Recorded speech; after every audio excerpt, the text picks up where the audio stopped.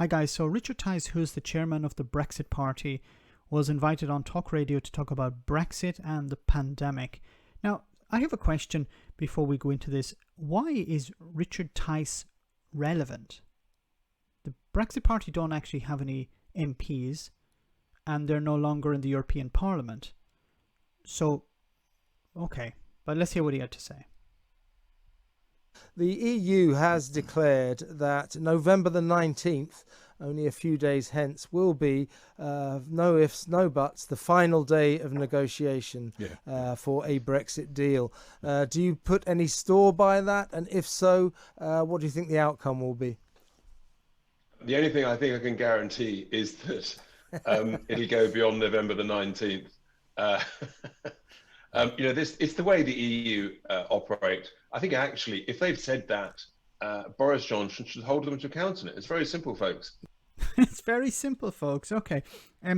Does Richard not understand that there's a thing called the transition period? Now, I know these are words that maybe Richard doesn't understand. There's the transition period and the eventual deal that Boris Johnson, if he gets a deal, let's hope he gets a deal, but if he gets a deal, it needs to be ratified. I know, transition period, ratified, I know these are words that probably Richard Tice doesn't understand, but there's a reason why there's a time space required before the transition period ends, because it needs to be ratified in European parliaments. Once again, democracy at work.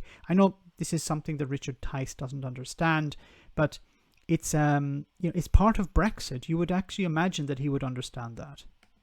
Yeah. You've either got to amend your absurd stance that they've been adopting so far.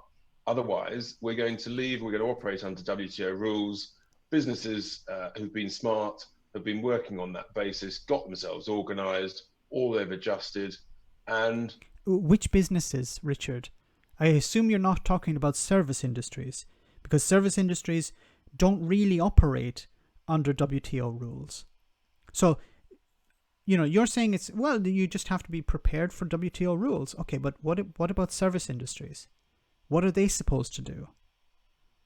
Once again, you understand, I assume Richard Tice understands this. Look, let's just cut the crap. Of course he understands this. He's pretending not to.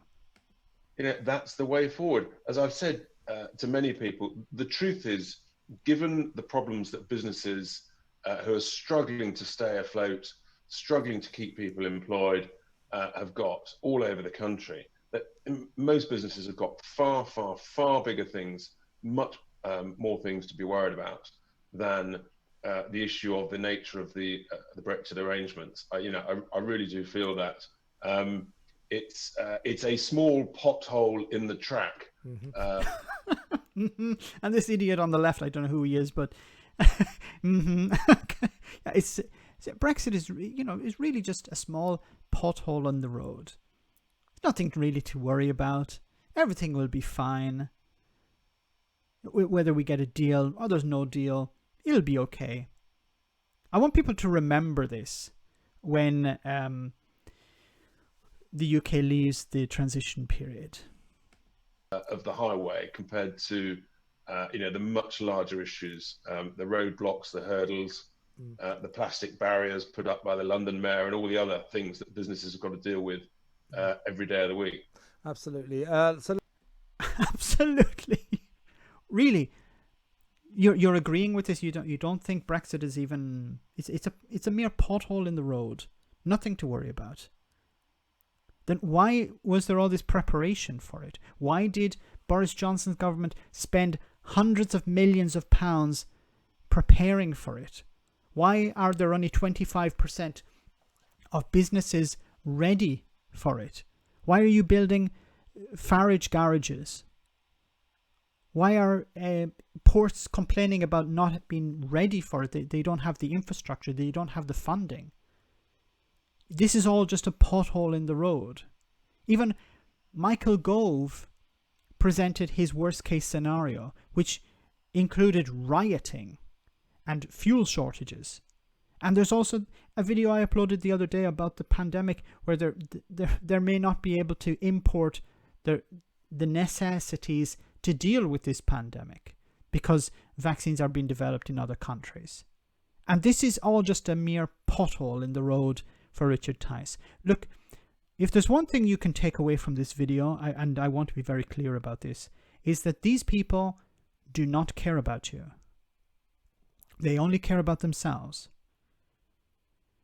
This is what Brexit is all about. It's about protecting people at the top, not people at the bottom. Now, these idiots will say things like, yes, when we get onto the topic of the pandemic, they'll say things, yes, we care about people, we want people to get back into work. This lockdown, I should say, has destroyed people's lives, their livelihoods. People are out of work. Mental health has been neglected. We care about people. We want people to be free to live a healthy life. This is all a big pile of crap, because these people are the same ones who would vote or support, I should say, selling off the NHS. They would support cuts to the NHS. I can guarantee you this, guys. When this pandemic is over, these people will be advocating for cutting funding to the NHS, for selling it off, saying, oh, look, it didn't work very well during the pandemic. Maybe a private healthcare service would work better. Maybe we should go down that road. If people have mental health issues, it's their problem. We don't need to spend more money on that. We're spending too much money on that. We should be cutting public services.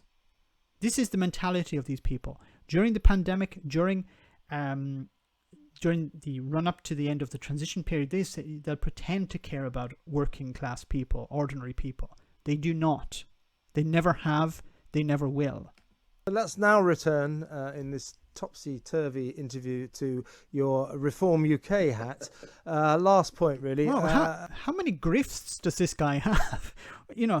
I've gone from the Brexit Party, where we, are milking the European Parliament system for as much money as we can, and now we've moved into this Reform UK party, which is basically just an anti-lockdown party, which may actually be successful, because I don't see them winning seats in Parliament, but they could actually steal a few votes and put in a few councillors and local representatives at a very low level, at the local level. It's a chance. There's a real possibility. There's a real anxiety at the moment around the pandemic and the lockdowns. So an anti-lockdown party would be quite successful, I think. You've convinced people to vote against their own interests in voting for Brexit.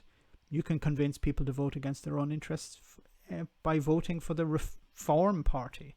I don't know if you were listening earlier when I was talking to Carol McGiffin, but I was. Yeah. I think that the real scandal that continues, that the vaccine seems to have provided another opportunity for this ongoing misrepresentation of just how terrible the coronavirus is, COVID-19. It is not the bubonic plague, and yet this entire nation has been worked up into a froth of panic and terror about something that we're not being told the truth about. I don't understand why. Let me give you this. Before we get to this, what would you do instead? It's very easy to stand on the sidelines and shout, you're doing it wrong, you shouldn't do this, you shouldn't do that. So I would love to ask Richard Tice or this idiot on the left. I don't know, the guy on the right, he's been quiet here, so I don't know whether he agrees with it or not. But I'd like to ask them, what is your alternative? What should we be doing instead? Because if your response is nothing, just let it run rampant, then it gets back to the point I made before. These people don't care about you.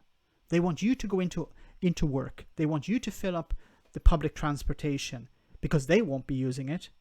They will be either sitting at home, or they will be chauffeur driven to their place of work, or they'll be in their private cars.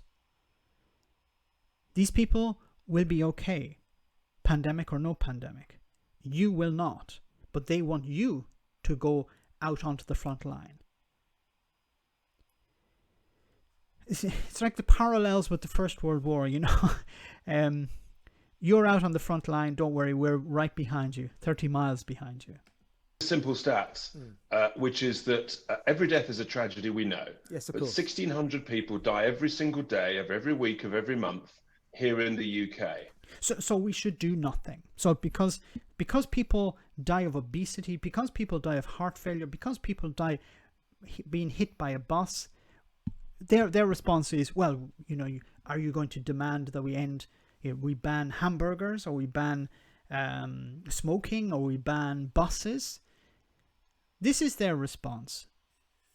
Now, of course, they're not stupid.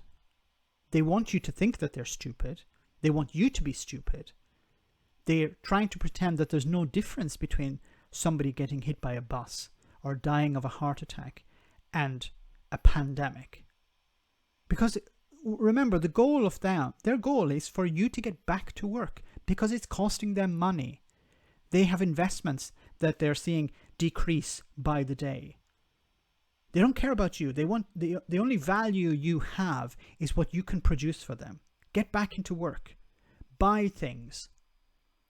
This was the motivation at the end of the first wave, the end of the first lockdown. Get back into work. Go eat out to help out. A disaster. But what was the motivation? It was not to help the working class. It was to help the owner class. And the reality is, since the summer, 4 or 5 months, there have been no excess deaths above the 5-year average here in the UK in care homes. Crap. Okay. Now he's going to try and qualify it for, well, in care homes, it's not a problem. I'll let him speak. Over that period, no excess deaths. Really? In hospitals, over that period, no excess deaths. The only excess deaths, Kevin, are happening in private homes. In private homes. Now, why do you think he's focusing on private homes? He's not focusing on businesses. He's not focusing on the NHS, because he's trying to convince you that, well, there may be some excess deaths, but it's not in businesses, so you can get back to work. It's not in the NHS, because if the NHS is overwhelmed, then people won't be able to go to work. So the NHS is okay. The problem is in people's homes. And, well, if it's in your home, then it's your problem. I shouldn't have to worry about it. I shouldn't have to deal with it. You see what they're trying to do? They're trying to shift the goalposts, trying to move the problem around and create a scenario where the people who have to deal with the problem are ordinary people. It's the ordinary people that are the problem, not the businesses. We shouldn't be punishing businesses because they're doing everything right. Now, I don't know what data Richard Tice is looking at, but I'm going to actually provide you with data, and you can have a look at it and come to your own conclusions, because I think it's important that we look at the data and not just listen. Don't listen to me. This is very important. Don't listen to me, or don't listen to Richard Tice, because both of us could be telling you anything, but I'm going to actually give you the data. It's in the links are in the description of this video. Now, this is from the Institute of Faculty, of Actuaries. Now they have on their website this mortality monitor, and they have it published since the beginning of the pandemic. Now we're at week 44. You can see here, and the date published was the 10th of November 2020. Now, let's have a look at the summary for week 44.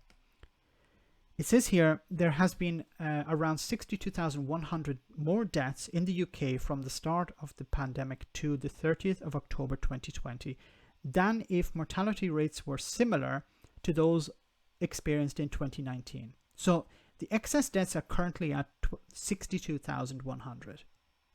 This estimate uses data from the National Records Scotland and the Northern Ireland Statistics and Research Agency, as well as the Office for National Statistics.